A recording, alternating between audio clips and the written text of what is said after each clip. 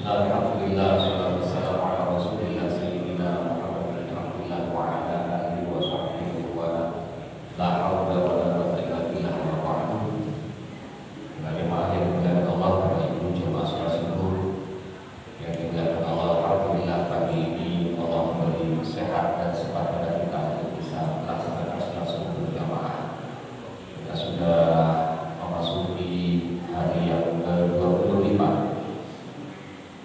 bulan suci Ramadan, dan tentunya panjenengan yang istiqomah konsisten melaksanakan sholat isya berjamaah hingga sholat subuh berjamaah, insya Allah nantinya akan selalu dan mendapatkan keberkahan di sisi Allah Subhanahu wa Ta'ala. Dan mudah-mudahan kita semua kali ini istiqomah ketika selesai bulan Ramadan nanti. Amin Allahumma amin.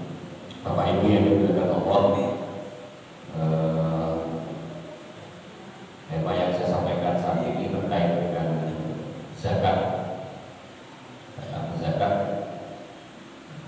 dan tentunya ini sudah mulai hari-hari krusial untuk kita fokus melaksanakan pembayaran zakat kita, karena bisa saja saudara kita karena kita saking fokusnya mereka terhadap mentekor duit THR dan sebagainya, persiapan mudik dan sebagainya, sehingga mereka bisa lupa lali zakat itu dibayar. Syekh Yusuf Al-Qaradawi menyampaikan bahwa zakat itu dalam Al-Quran disebutkan sebanyak 32 kali.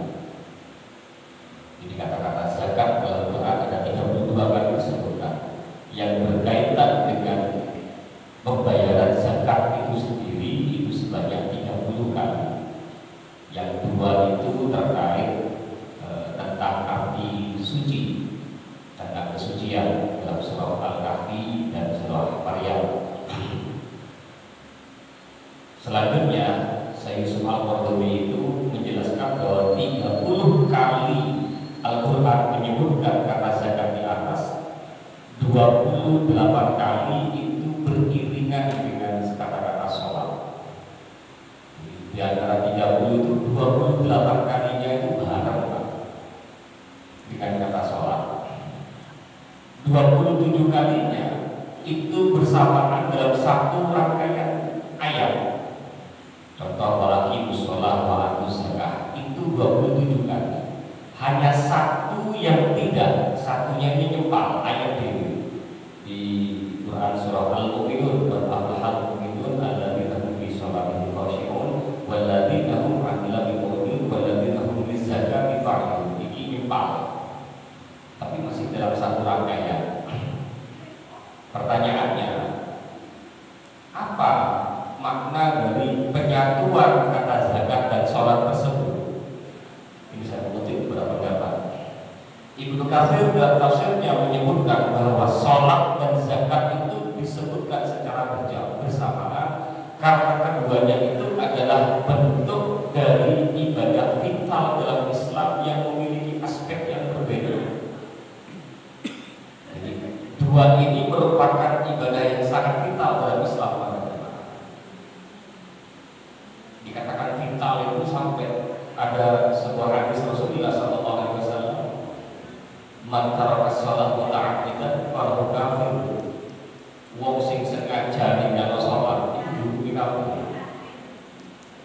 Satu. Yang kedua, dalam zaman sahabat Abu Bakar As-Siddiq, wong sing gak gelem bayar zakat itu diperangi, Pak. Diperangi.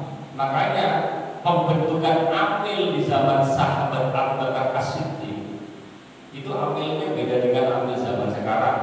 Beda. Dulu itu amil betul-betul jemput bola. Jemput bola. Jemput di rumahnya Pak Indra, jadi jemput betul. Jadi orang yang mengambil, jadi asli betul orang yang mengambil zakat. Kita selama ini tidak. Dan itu diterapkan oleh beberapa lembaga badan amil zakat swasta nasional yang mereka mengambil dengan kata-kata fundraising. Jadi seperti itu memang tugas amil zaman sahabat dahulu. Jadi zakat dan sholat itu dua ibadah yang sangat yang mana yang satu zakat merupakan representasi dari hablum minallah, zakat itu adalah representasi dari hablum minannas. Jadi seperti itu. Terus berikutnya Syekh Abdullah bin As-Sa'di dalam tafsirnya juga menyatakan dikarenakan karena sholat itu sendiri mengandung betul al-ikhlas kepada Allah, itu sebagai wujud ubudiyah kita sebagai seorang hamba yang langsung berhadapan dengan Allah sebagai al-khaliq, sebagai penciptanya. Sedangkan zakat itu adalah bentuk dari al-ihsan, representasi perbuatan baik kita kepada sesama manusia, baik dulur, tokoh dan sebagainya, seperti itu. Menurut pakar tafsir juga Syekh Mutawalli Asy-Sya'rawi dalam tafsirnya juga mengatakan bahwa zakat ini berkaitan sekali di mana kita itu benar-benar menghamba sebagai wujud ta'abbudi kepada Allah, dan zakat itu sendiri adalah penentu dari representasi bagaimana Rasulullah itu sendiri adalah sebagai makhluk. Jadi kita harus imbang, harus bisa menyeimbangkan antara itu. Makanya disinilah pentingnya zakat. Ini singkat-singkat saya menyampaikan itu. Ketentuan ukuran dan bentuk zakat ini berdasarkan hadis yang disampaikan oleh Ibnu Umar radhiyallahu anhu, hadis riwayat Bukhari Muslim muttafaqun alaih.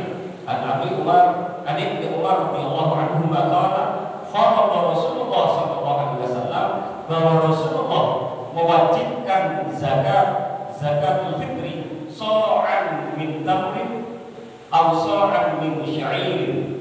Dan Kanjeng Nabi itu mewajibkan zakat fitri itu sebesar 1 sok kurma dan 1 sok gandum. Mungkin kita sebutkan beras, Pak. Sama bayar beras, bid'ah haji. Ya, menurut hadis itu kan, kalau dari tetangga kita kan nggak sesuai dengan aturan hadis kan bid'ah. Nah, saya pelajari hadis-hadis itu tidak ada yang menyebutkan kata-kata beras itu tidak ada. Ini disebutkan ya, 1 sok kurma dan 1 sok gandum. Gimana sih sih? Syaratnya ganti kurma ya sok. Ganti kurma saja. Nah, cuma itu nanti akan ditemukan di beberapa ijtihad para ulama bahwa yang dimaksud dengan gandum dan kurma itu menurut Imam Syafi'i adalah bentuk dari representasi dari bahan makanan pokok. Nah, itu baru ulama mempertimbangkan kalau di Indonesia itu beras. Berapa kadar ukurannya? Nah, ini 1 sok itu. 1 sok itu para jamaah kalau di zaman Rasulullah dan sahabat itu kan masih belum ada alat untuk menimbangnya, sehingga di zaman dahulu itu memakai alat tradisional. Apa itu? 1 sok itu 4 mun. 1 mun itu 1 cakupan tangan begini, Pak. Jadi kalau dengan pakai beras atau gandum atau kurma, 1 sok itu tangan kita seperti ini, terus itu sok. Jadi 1 mun, jadi 4 mun. Tapi bukan tangan yang dilebarkan begini, Pak. Karena naning beras kayak ini pasti buka ambiar. Dan itu pun tangannya mengarah. Itu tangan bisa ilham, begitu lah. Tangan sambil ilham dengan Pak Narto tidak foto. Sesuai jumlah makan. Menarik sekali banyak sekali. Lantas berapa ukuran konversi kilogramnya? Ini sudah banyak sekali perbedaan dalam fiqhul minhaj, fiqhul al-manhaji sampai minhaj. Itu disebutkan menurut Kiai Haji Muhammad Maksum dalam fiqhul minhaj, 1 sok itu adalah 2,719. Sedangkan Syekh Wahbah Zuhaili dalam fiqhul Islam al-Adilah, Syekh Wahbah Zuhaili ini merupakan satu ulama yang merepresentasikan mazhab Syafi'i saat ini. Jadi ada satu ulama yang representasinya itu mazhab Syafi'i yang kitabnya itu sangat tebal sekali, berjilid-jilid.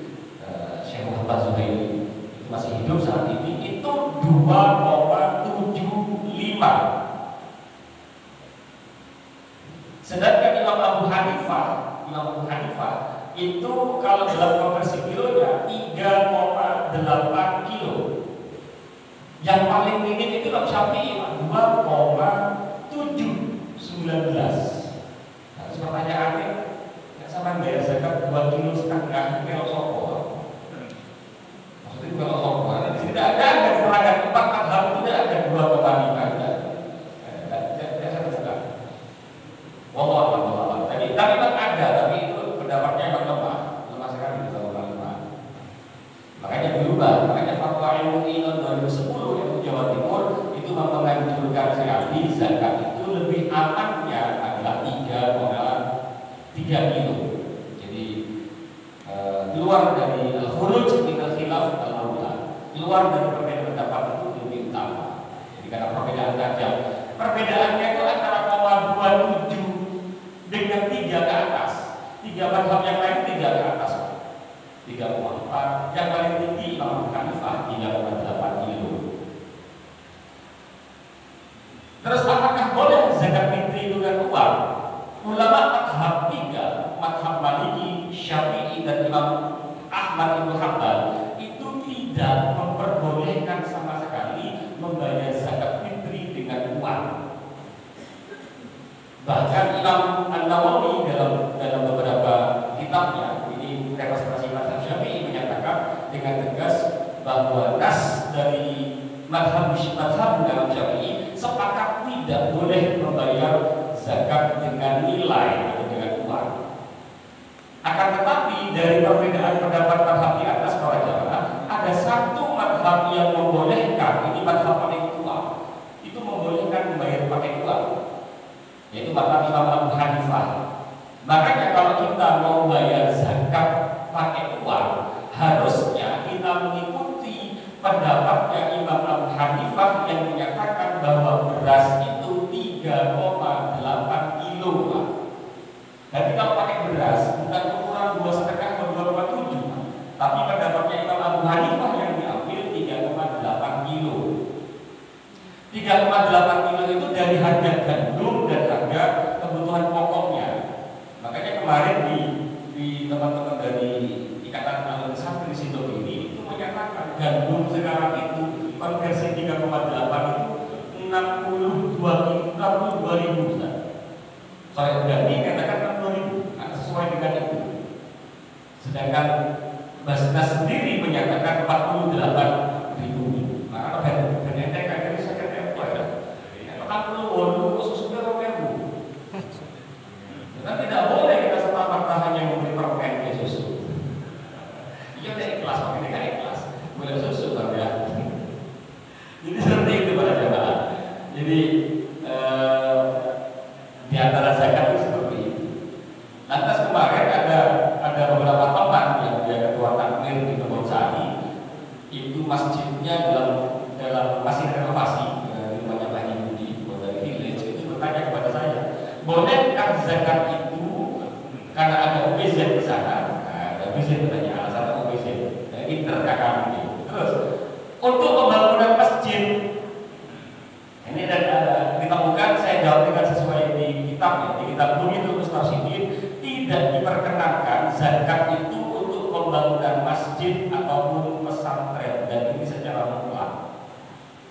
Jadi masjid itu sama sekali bukan sebagai penerima zakat apapun bentuk modelnya. Jadi ini madhab yang menyatakan, Imam Asy'ari mengatakan bahwa masjid tidak bisa untuk menerima zakat, masih masjid belum ada. Kayak kalau tanaman yang dari renovasi masjid. Jadi para itu jamaah, sedangkan hukum zakat itu sendiri, hukum mengeluarkannya itu terbagi 5. Yang pertama saya ambil yang sudah awal itu hukum mubah, boleh. Zakat itu sudah boleh dikeluarkan mulai malam 1 Ramadan, itu sudah boleh. Malam 1 Ramadan itu boleh. Kalau tonggo, dulur, kerja beras, tapi sahur tak boleh. Aku nyelip beli beras harga sekilo, tak usah mas, jadi sekalian zakatnya aku, mungkin begitu. Jadi boleh kita bayar zakat. Nah hukum wajibnya itu adalah ketika sudah maghrib, Allahu Akbar, maka panjenengan yang hidup di antara 2 Ramadan, orang yang bertemu dengan Ramadan, orang yang menangi ketika maghrib sudah 1 Syawal, maka kita wajib mengeluarkan